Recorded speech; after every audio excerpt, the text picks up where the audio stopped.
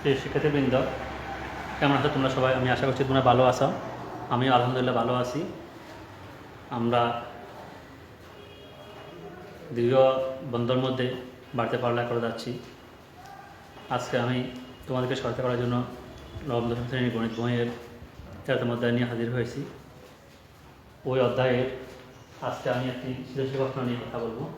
প্রিয় শিক্ষার্থীবৃন্দ, প্রশ্ন হচ্ছে এখানে ইমরোজ ও ইমতিয়াজ মার্বেল নিয়ে খেলতে বসলো। তারা প্রথম পাত্রে 6টি মার্বেল রাখলো, এভাবে দ্বিতীয়, তৃতীয় ও চতুর্থ পাত্রে যথাক্রমে এম, এন ও 162টি মার্বেল রাখলো। কত বলছে তথ্যানুসারে দ্বারাটি লিখে সাধারণ অনুপাত নির্ণয় করা। হতে বলছে এম ও এন এর মান নির্ণয় করা এবং দ্বারা পুনরুক্তি করা। গতে বলছে 162কে প্রথম পদ ধরে দ্বারাটিকে বৃহৎ ক্রমে লিখে একটি নতুন দ্বারা তৈরি করা হলো, যার প্রথম এন সংখ্যক পদের সমষ্টি 242 হলে এন এর মান নির্ণয় করা। শিক্ষার্থীবৃন্দ, আমি গত ক্লাসে একটা সৃজনশীল প্রশ্ন নিয়ে কথা বলছিলাম, সেটি ছিল সমান্তর ধারা। আজকে যে প্রশ্নটা নিয়ে আমি কথা বলতেছি সেটি হচ্ছে গুণোত্তর ধারা। এই ধারা অঙ্ক সলিউশন করতে গেলে আমার প্রথম দুটো সূত্র জানতে হবে। সূত্রগুলো হচ্ছে কি, আমরা গুণোত্তর ধারা বলছিলাম আগে যে কতগুলো পদ এমনভাবে সাধারণ থাকে যে যার পরপর দুটি পদের অনুপাত সমান হয়, তাকে আমরা বলবো গুণোত্তর ধারা। তো এই ধারা এন সংখ্যক গুণোত্তর ধারা এন সংখ্যক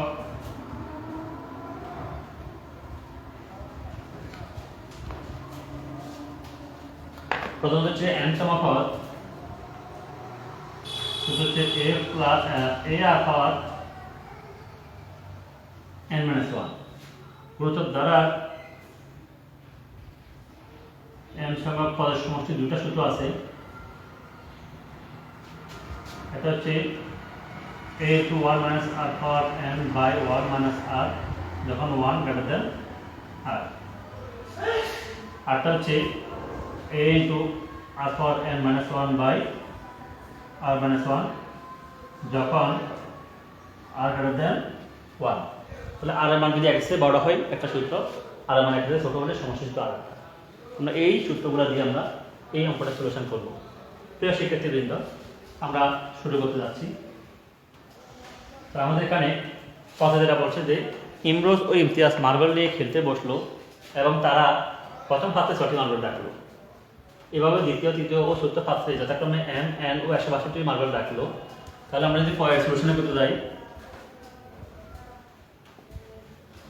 কথা বলছে কি তথ্যানুসারে দাঁড়াটি লিখে সাধারণ অনুপাত নির্ণয় করতে। তথ্যানুসারে দাঁড়াটি লিখলে প্রথম পত্রে বলা আছে 6টি, এবং দ্বিতীয় পত্রে বলা আছে এন, তৃতীয় পত্রে বলা আছে এনটি এবং চতুর্থ পত্রে বলা আছে 162টি মার্বেল রাখা আছে।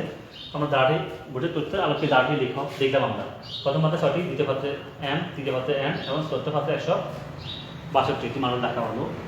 এই দ্বারা সাধারণ অনুপাতটা বাইর করতে বলছে। তো আমরা জানি যে এখানে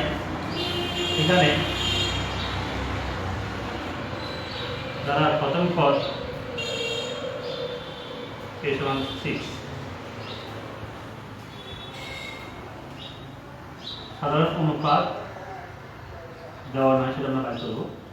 আর তাহলে এখানে প্রথম যেটা পাচ্ছি প্রথম পদ, দ্বিতীয় পদ, তৃতীয় পদ, চতুর্থ পদ, আমাদের এখানে সংখ্যা যেটা দেওয়া থাকবে সেটা যদি পঞ্চম পদে আমরা পঞ্চম পদের সূত্র লিখবো, যদি চতুর্থ পদ হয় চতুর্থ পদের সূত্র লিখবো, যদি আরও বেশি হয় দশম পদ হলে আমরা দশম পদের সূত্র লিখবো। লিখে আমরা এখান থেকে এর মান দেওয়া আছে, আর এর মানটা বের করে নেব। প্রথম কাজ হচ্ছে আমাদের এটা। তাহলে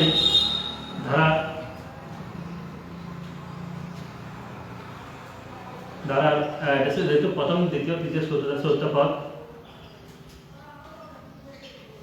সূত্র হচ্ছে a আর পাওয়ার 4 minus 1 সমান a আর পাওয়ার 3। তার মানে চতুর্থ পদ পেলাম a আর পাওয়ার 3, এখানে আছে চতুর্থ পদ 162। আমরা প্রশ্ন মতে a আর পাওয়ার 3 = 162।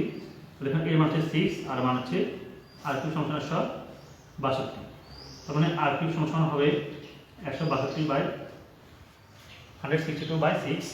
তার মানে আমরা কত পাচ্ছি এখানে r3 = 6 × 12 আর 7 × 20 642। তার মানে r3 = 7 3 সুতরাং 3 বাদ দিলে r = 3। তার মানে আমরা পেয়ে গেছি এখানে সাধারণ অনুপাত r এর মান 3। তার মানে দাঁড়িয়ে পুনরূপ লিখলাম আবার আমরা সাধারণ অনুপাতটাও পেয়ে গেলাম আর এর মান 3। প্রিয় শিক্ষার্থীবৃন্দ, আমাদের প্রয়োগ এখানে শেষ। আমরা এখন এর মান এবং আর এর মান প্রয়োগ করে আমরা দ্বিতীয় অঙ্কটি আমরা সলিউশন করার চেষ্টা করব। প্রিয় শিক্ষার্থীবৃন্দ, দ্বিতীয় যে অঙ্কটি বলা আছে সেখানে বলছে কি এম ও এন এর মান নির্ণয় করে দাঁড়াটির পুনরুক্তি বলছে। আমরা প্রথমত এম এবং এন এর মানটা নির্ণয় করবো। আমরা এখানে কি লিখব, দাঁড়াটি আমরা লিখছিলাম এখানে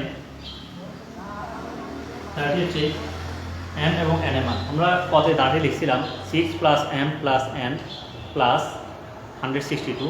এখানে আমরা লিখছিলাম দাঁড়াটি, সেখানে 6 ছিল প্রথম পদ, m ছিল দ্বিতীয় পদ। আমি যদি দ্বিতীয় পদ m এর মান বাইর করতে আমি দ্বিতীয় পদে সূত্র লিখব, ধারা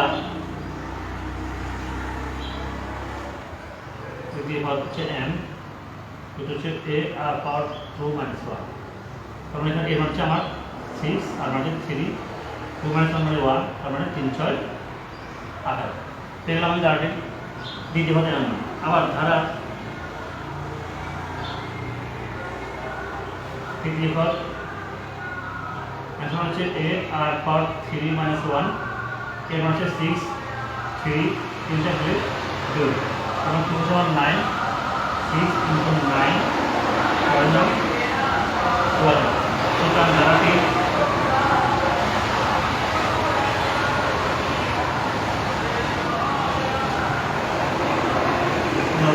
প্রথম হচ্ছে 6, দ্বিতীয় হচ্ছে 18, তৃতীয় হচ্ছে 14, চতুর্থ হচ্ছে 112।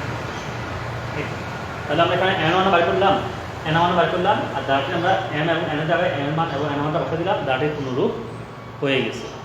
প্রিয় শিক্ষার্থীবৃন্দ, আমাদের খরচ এখানে শেষ। এরপরে গতে যেটি বলছে, গতে বলছে 162কে প্রথম পদ ধরে দাঁড়াটিকে বিপরীতক্রমে লিখে একটি নতুন দ্বারা তৈরি করা হলো। 162কে প্রথম পদ ধরে দাঁড়াটিকে বিপরীতক্রমে লিখে একটি নতুন দ্বারা তৈরি করা হলো, যার প্রথম n সংখ্যক পদের সমষ্টি 242 বলে n এর মান লিখতে বলছে। আমরা গ নম্বর প্রশ্নের সলিউশন চলে যাচ্ছি। এখানে 162 মধ্যে প্রথম পদ ধরি, আমরা এখানে দ্বিতীয় পদ লিখতে পারবো।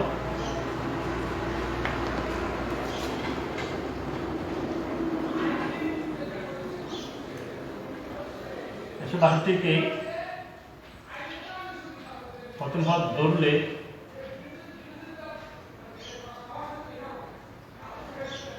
ধারাটি বিপরীতক্রমে লিখে পাই 162 প্লাস 54 প্লাস 18 প্লাস 6। আমরা এখানে 162কে প্রথম পদ ধরে আমরা ধারাটিকে বিপরীতক্রমে লিখলাম। এবার আমরা একটি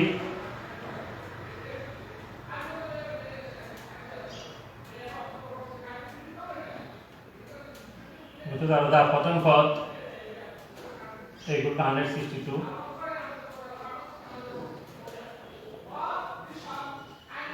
সাধারণ অনুপাত আর সমান দ্বিতীয় পদকে প্রথম পদ দ্বারা ভাগ,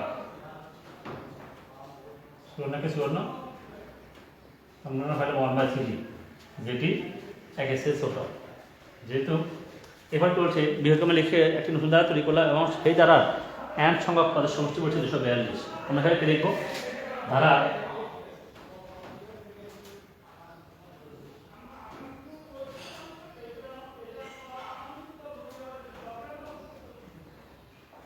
সমষ্টি হচ্ছে a × 1 - α(n) / 1 - r।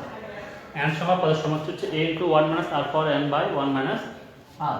আমরা এখানে কি লিখব, প্রশ্ন বলছে যে n সংখ্যক পদের সমষ্টি 242। আমরা লিখব a × 1 - α(n) / 1 - r = 242। এখানে আমরা যদি এই মান বসাই 162, 1 - r এর মান 1/3, whole power n, 1 - r = 1/3 equal to 242। তার মানে 162 1 - 1/3 whole power n by আমরা লসাগু এখানে লসাগু করতেছি না। আমরা জানি যে আমরা বর্ণাংশের যোগ বের করতে হলে আমরা ডাইরেক্ট করছিলাম, এখানে নিয়ম দেখেছিলাম যে যদি এখানে বর্ণ কোনো সময় থাকে আমরা দেখবো ভাবে 3 এর 3 3 কে 2 করলে 2। 242। তার মানে এখানে আমরা এখানে লিখি 1 - 1/3 whole power n equal to 242, আর এই মানটা উঠে যায় গুণ হবে, আর এখানে 180 উপর আছে, 180 নিচে যাবে। এখানে 1 - 1/3 whole power n equal to, আমরা যেখানে কাটি এটা আমরা পাচ্ছি 8 গুণ হলো 8 একে 8, তার মানে নিচে 3 একে 3, 3 8 24, আর হচ্ছে 242। এরপরে আমরা এখানে কি পাইলাম, 1 - 1/3 whole power n equal to 242/243। এরপর আমরা যদি 1 মাইনাস, আমরা এই মানটাকে বসে নিয়ে আসবো 242/243, আর এই মানটা বসে গেলে প্লাস হয়ে যাবে 1/3 হোল পাওয়ার n। এবার আমরা এখন লসা করি 243, বা সরাসরি বিয়োগ একটা নিয়ম বলছিলাম যে 243 একে 243 বিয়োগ 242, আর থাকতেছে 1, 1/3 হোল পাওয়ার n। এরপরে আমরা যদি এখানে লিখি, আমরা এখানে n মান বাই করবো, n মান বাই করার জন্য আমরা এখানে 1/3 কে বাদ দেবো, তাহলে আমরা এখানে 1/3 নিয়ে আসবো, তো সেটা 1/3 এর উপর কত লিখলে আমার 242 হবে। আমরা জানি 3/4 সমান 81, আর 3/5 মানে 243, আর 1/3 হোল পাওয়ার n। সুতরাং 1/3 বাদ দিলে n ইকুয়াল টু 5 পেয়ে গেলাম আমরা n এর মান। তো আমাদের কাঙ্ক্ষিত ফলাফল যেটা বাই করার কথা ছিল সেটা ছিল n এর মান নির্ণয় করা। প্রশ্নটা ছিল 162 কে প্রথম ধরে ধারাটিকে বৃহত্তমে লিখে একটি নতুন ধারা তৈরি করো, এবং সেই ধারার প্রথম n সংখ্যক পদের সমষ্টি 242 করে n এর মান কত। তো আমরা এখানে n সংখ্যক পদের সমষ্টি 242 ধরে আমরা এখানে এর মান আর এর মান বসে দিলাম, বসা দেওয়ার পরে আমরা এখানে n এর মানটা পেয়ে গেলাম n ইকুয়াল টু 5। তো শিক্ষার্থীবৃন্দ, আমরা আজকে যে আমরা করছি এটা তোমরা বাসায় গিয়ে ভালো করে সলিউশনটা দেখবে, প্র্যাকটিস করবে, বেশি করে প্র্যাকটিস করবে। সমস্যা হলে আমাকে কমেন্টসে জানাবে, আমি তোমাদের কমেন্টসে জবাব দেওয়ার চেষ্টা করবো আগামী ক্লাসে। সে পর্যন্ত সবাই ভালো থেকো, সুস্থ থেকো, আল্লাহ হাফেজ। বাড়িতে পড়ালেখা চালিয়ে যাবে।